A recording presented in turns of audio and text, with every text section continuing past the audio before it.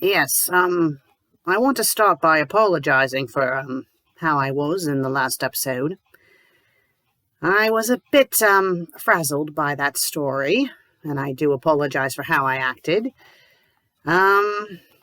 Probably should not have, been filming when I was sick. I originally was going to do more episodes, but, Meg pretty much pointed out, "Gee, Susan, maybe you shouldn't be doing the web show when you're sick!" So I decided for the best I would wait until I was better. I mean, okay, maybe she didn't quite say it like that, but yeah. And some people were like, "Oh no, Susan, you're turning into Meg." It's like, I'm not turning into Meg. Yes, I may get a bit over the top with some of my reactions, but that doesn't mean I've gone insane. You gotta keep in mind, when I was on the old web show, I seemed more calm and collected, but A, that was a decade ago. I've changed. And B, I didn't read fanfiction on a daily basis and do a web show about it. I would just show up every now and then. So obviously, now that I'm doing it as the full-time fanfic critic, I'm going to be a bit more animated if I have an opinion about a certain story. And I'm going to show you a message that Meg sent me earlier today when I asked her how her day was going, just to show you guys that Meg is still a bloody nutter.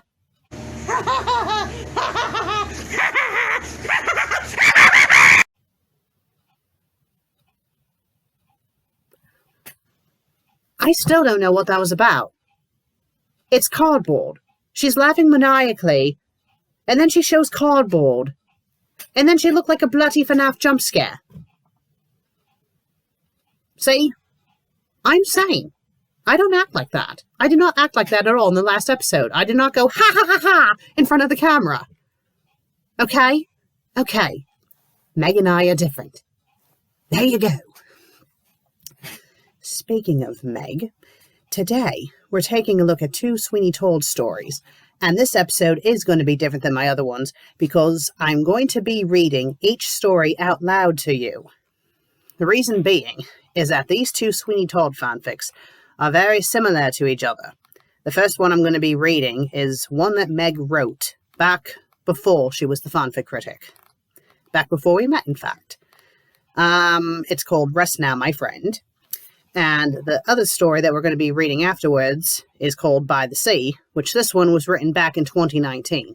Meg's story was written back in 2008.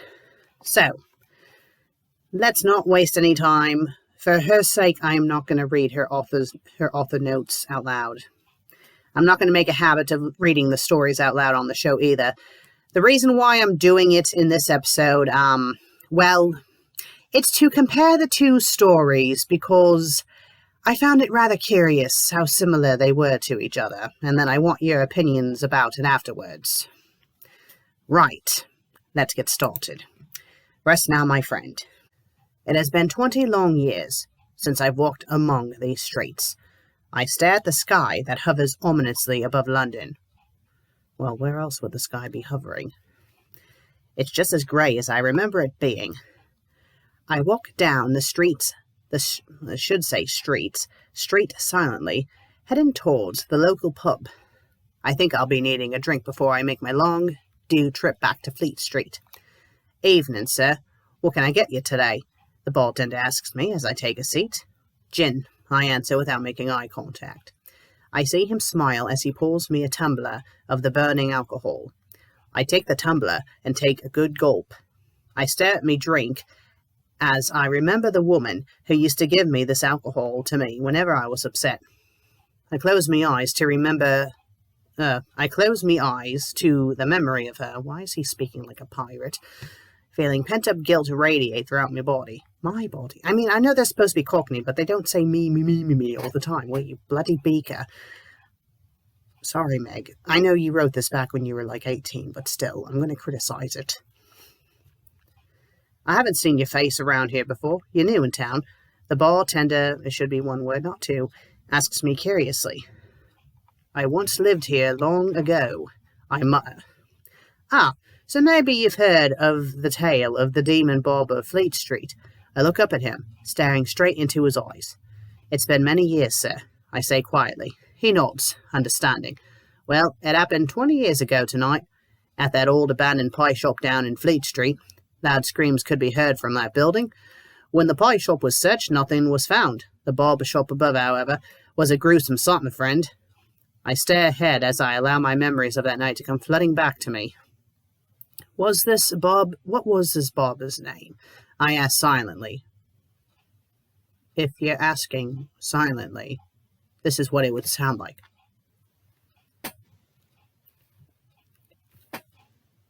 Oh, I'm sorry. You couldn't hear me, right? That's because I was speaking silently. Oh God, she's going to kill me after this episode.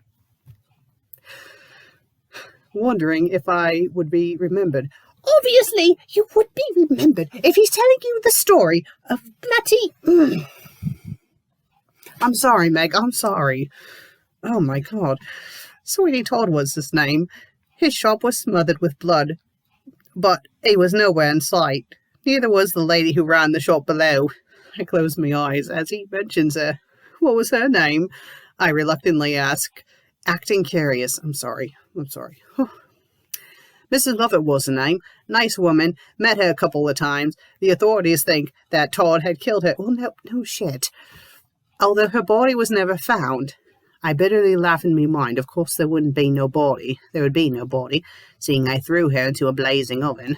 Well, I think there would still be some remains, unless the oven was super, super hot. Maybe a skeleton. It takes a lot to burn a human body. I'm not saying that from experience. Every night, the bartender would take the tender, merge them together, make them married, and have it be one word. The bartender whispers, getting closer to me. Agonizing screams can be heard from that abandoned pie shop at 10:09. Many say that's Mrs. Lovett who's screaming. I take another gulp of gin. Why is the G in gin capitalized? Trying to fight off the memory of me killing her. God, if this was Meg reviewing this story. It's supposed to be off, not off! Yeah, she's so gonna kill me after this episode. No one knows. The bartender... oh my God, every time I see that, I'm gonna scream. Okay, this is supposed to be reading so I can compare it to the next story, and here I am criticizing it. Oh, okay then.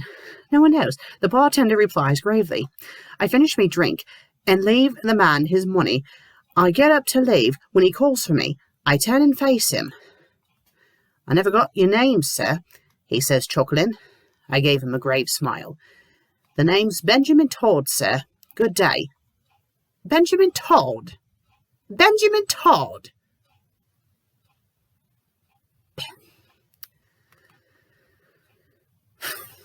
I say as I exit the pub.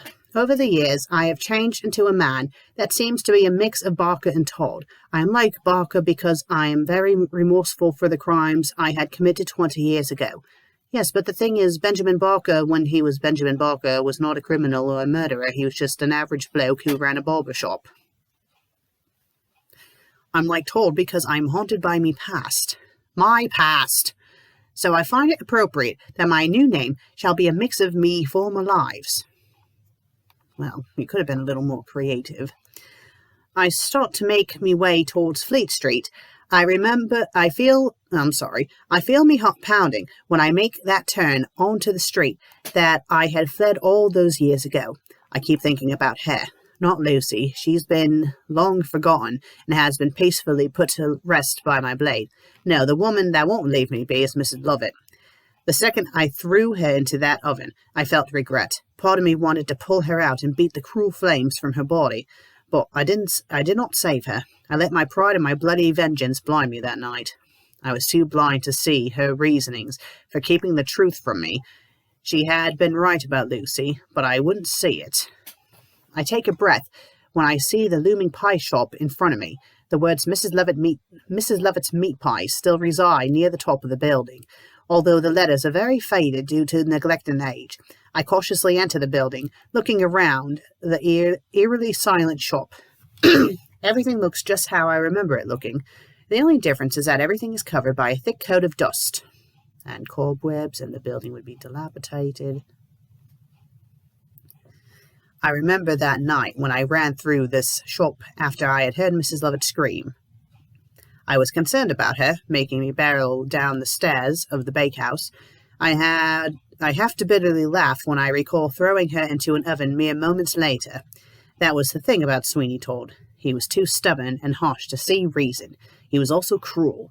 I will not deny it. I remember her admitting her love for me that dreadful night. I took advantage of that love by tricking her, making her believe that I understood and that I had forgiven her. I saw how her happiness morphed into realization right before I threw her in.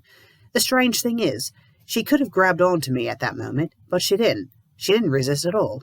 It's as if she allowed her own demise to happen. Shaking my head, I turn away from the kitchen area of the shop and head towards the parlor. I enter Mrs. Lovett's parlor, glancing at the long-forgotten book that is on her coffee table. She always loved reading. I look at the pictures on the wall, all of them smothered in dust. I find it funny that, as Sweeney Todd and Benjamin Barker, I never noticed these pictures before. Most of the pictures were of Mrs. Lovett's family or Albert. It was then that one picture caught my eye. I approached the wall, carefully taking the small frame off of its place. I brushed the dust off to get a better look at the picture. I freeze as I see intense eyes staring back at me. It's a picture of Mrs. Lovett, a picture that seemed to be taken shortly before my return as Sweeney Todd. I know this because she looks exactly like she did 20 years ago. Also, Albert is not in the picture with her. In all the other pictures that have her in them, Albert is beside her and she looks happy in those photos. In this photo, she has no trace of a smile on her face. Her eyes are tired and bitter. I feel uncomfortable as I look into the eyes of Mrs. Lovett. It's as if she's staring at me. Well, yes, I think I'd be rather bitter too if I poured my heart out to someone and then they decided to throw me into an oven. I mean, she did lie about Lucy, but him throwing her into an oven was a tad over the top. I place the photo within my jacket, studying the old piano in the corner as I do so. I know where I have to go next, but I'm reluctant. The reason is guilt, and maybe a bit of fear. Will I hear Mrs. Lovett scream when I enter the bakehouse? Will that oven be blazing when I open the bakehouse door? I take a deep breath and head towards the entrance of the bakehouse, which is open. I slowly descend down the stairs, staring at the door below. The silence is becoming more deafening. With some effort, I push the door open. No light from the oven greets me, only darkness and silence. It doesn't feel right to be in Mrs. Lovett's home, to be greeted by nothing but silence. She was always a lively woman, even right before her death. I light my lantern and approach the bake oven. I can feel my heart pounding in my ears as I get a closer look. I am now standing right in front of the oven. Yes, okay, can we get on with it, please? It is exactly how I left it. Only now the fire has long died. The only way, sorry, that was my bad, to see what's inside is to open the damn thing. Well, yes. I place my lantern down, and I attempt to unlock the door. I have a bit of trouble because of how old the thing is, but I manage to unlock it after a minute. Using all of my strength, I pull the door open. It makes a loud screeching sound as the entrance becomes wide. I look into the oven, holding my light in front of me so I can see what's inside. My stomach goes cold. The racks that would hold the pies, it should say, the racks that would have held the pies, were resting on the oven's floor. The bottoms concealed by pure white ashes. I should just say I guess ashes, I don't know. I stare down at the ashes, shaking my head in disbelief. No one ever thought to check the oven when they were investigating me crimes here. I know the oven wasn't touched. I remember how the racks fell when Mrs. Lovett crashed into them. I carefully remove the racks, tossing them carelessly, well, that's a contradiction, behind me as I stare at the heap of ashes in the oven. There's absolutely nothing left of her. They just left the oven to burn until there was nothing left to feed the flames. I stare sadly at the remains of Mrs. Lovett. No wonder she haunts this place. Her remains were never put to rest. I turn towards me bag and open it up.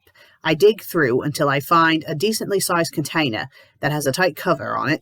In silence, I fill the container up with the ashes of Mrs. Lovett. When I get every single ash inside, I put the cover on tightly. I hold the container close as I close the oven door and lock it once again. Holding the container in one hand and the lantern in the other, I turn and leave the bakehouse, forever this time. In mere days, I find myself standing at the edge of a cliff that faces the roaring sea. It's oddly sunny out as I look up at the sky. At times, I wonder if London is always cloudy while the rest of the world is pleasant. I take the container and Mrs. Lovett's ashes out of my jacket. I open the lid and pull the ashes out, watching them gracefully fly towards the sea. Rest now, my friend, I say quietly. I realize now that she was my friend, not those cursed razors. My eyes follow the ashes as they drift further and further away from me. I smile slightly as her ashes disappear completely into the distance. She always loved the sea.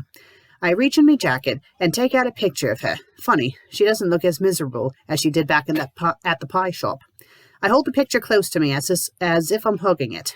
I forgive you for your foolishness, my love. I'm sorry for being equally foolish, I whisper.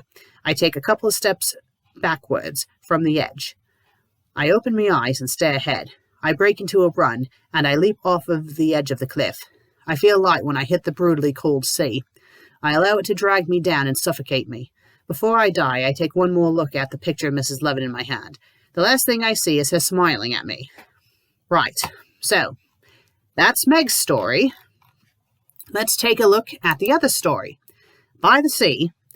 The author is Project Mayhem 7. This one also, was Meg's rated T? Yes, hers was T. Hers is tragedy angst. This person is romance angst. Meg's story was over 2,000 words. Theirs is 1,300 words. Meg's was written back in September of 2008. And theirs was written September of 2019. So this story was written 11 years later. Right, let's not waste any time. She had always wanted to go to the seaside. That much he remembered. Though he hadn't paid much attention to her ramblings, that was the one thing he had retained. Not that it was the only thing. Why, just a few days ago, he had been walking down the street past the flowers, and he heard her faint voice. Gillyflowers, maybe, instead of daisies. I'm sorry, I had to sing it, somewhat. He had stopped to buy a large bouquet of each. He had placed them in vases around the building. No doubt he would soon forget why they were there. After all, these recollections were becoming few and far between. He no longer heard the slam of her rolling pin on dough every time he passed the door to her shop. He no longer saw her reflection behind him in the cracked mirror. He no longer felt her hot breath on his neck as he tossed and turned at night, unable to sleep for thoughts of her. He dreaded the day he would no longer remember her warm brown eyes, her burgundy red curls, her whisper in his ear to wait. After all, those memories were all he had left. He had no longer remembered Benjamin Barker's life. Had that been his name, Lucy was but a vague blur of pale skin and yellow hair. Joanna but the cry of an infant. He barely remembered his revenge. Had he stabbed the judge violently in the neck, or had it been a clean slice? Had there been a lot of blood? He couldn't remember, but he remembered her. How ironic, really. He never paid attention to her when she was alive. When she was gone, he had tried his hardest to forget her, and now he was clinging desperately to every fragment of memory. And how odd those fragments were. A gentle lullaby he had listened to but not really heard. The deep blue of her dress when they had gone for a picnic. Her smile. The smile that she wore whenever he paid her the slightest bit of attention. The smile that greeted him every morning in her shop. The smile she wore when he danced with her. Why had she smiled? She had smiled as he pulled her to him for one last waltz before she had met her unfortunate end in a blaze of fire and smoke and screaming. She had known. He had seen the acceptance in her wide eyes. She had known what he was doing. She hadn't tried to escape. She had smiled and stepped into his arms, into the arms of death. He suspected that he would never know why she had smiled.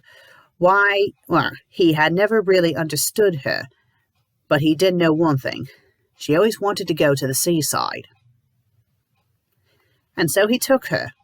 Took all that was left of her, at least. For the first time in months, he had descended into the bakehouse. He had walked past the now rotting remains of his last victims. Are the police non-existent in this universe? Past the bones of his first victims. He had gathered the ashes from the incinerator into a jar. The incinerator? It's a bloody oven, not an incinerator. Then he had walked up to his barber shop. All he had wanted from there was his friends. He didn't know why they mattered, but he remembered that they were important. He picked one up. The cold metal grew warm in his hand as he remembered something. It was a memory of her, as usual. He held the blade against her throat, feeling her pulse. A drop of blood trickled down her neck, between her breasts. She had been forced to take a seat in the chair she had called dear old Albert's, without a hint of grief of her dead husband. He spoke in a sing-song voice, taunting her. We all deserve to die. He had pulled himself out of the vivid memory. He traced the blade with his index finger. It drew blood. He felt nothing. He had looked up at the cracked mirror and seen a stranger in the glass. Perhaps he was only bringing what was left of himself as well. Now he stood on the dock overlooking the vast blue-grey sea. Okay, apparently he can teleport. He pulled out the small jar of grey dust and ash and placed it on the ground beside him. He looked up at the black sky full of stars. Yes, he had come at midnight. He hadn't want people around him, chatting incessantly, jostling him as they rushed about on their meaningless errands. She would have found this amusing. She would have teased him. He could hear her voice now. Couldn't come on a nice summer day, could you, Mr. T? Had to come in the middle of the night. Suits your personality, you know, all dark and such like. He smiled slightly at the thought. He looked beside him at the jar of ashes, but it was gone. She was there in its place. She looked just like she had in life. Petite frame, pale skin, wide chocolate-brown eyes, dark red hair, the color of blood. She wore a simple gown of some silver fabric that swirled around her like waves. She smiled up at him, and this time he knew why. He smiled back. His face muscles were stiff from disuse. He hadn't smiled in years. He reached to hold her face in his hand, half expecting it to be met with some sort of cold mist, an illusion. But his gentle hand met warm flesh, and she reached up to hold his hand to her cheek. They moved closer, their foreheads meeting. You're here, he murmured. I always have been, love, she whispered back. But you're gone. He couldn't bring himself to say that she was dead. And I'm alive, aren't I? Life is for the alive, my dear, she reminded him. He smirked a bit at that. Are you really alive? I don't know anymore, he admitted. I don't feel alive. I don't feel much of anything, usually. She moved closer to him, if that was possible. Do you feel anything now? She breathed, her lips millimeters away from his own. Yes. And he closed the gap. Their kiss was deep and full of emotion. He didn't even know what emotion it was. It had been so long since he had felt anything. He decided that whatever it was, he liked it.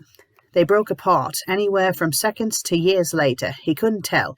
He kept his eyes closed as they separated slowly. When he opened his eyes, there was nothing there. Nothing but the jar of ashes. So, from a passerby's point of view, they just see this random man holding a jar to his face, making out with it. Don't ask why I did that, and I probably should have been holding a jar, because that probably looked very bizarre from... Okay, enough of that. Back to the story. Sorry, give me a moment. This is where she lives, he realized. She had always wanted to go to the sea, and that's where she had been all this time, waiting for him, waiting until they could be reunited once more. He opened the jar and let the sea breeze carry the ashes down the waves, watching as they swelled in the wind and water. But they weren't reunited, he realized. Not yet. He let the wind carry him down to the waves, too. As the light and shadows all faded to black, a figure emerged, one he immediately recognized. It was her.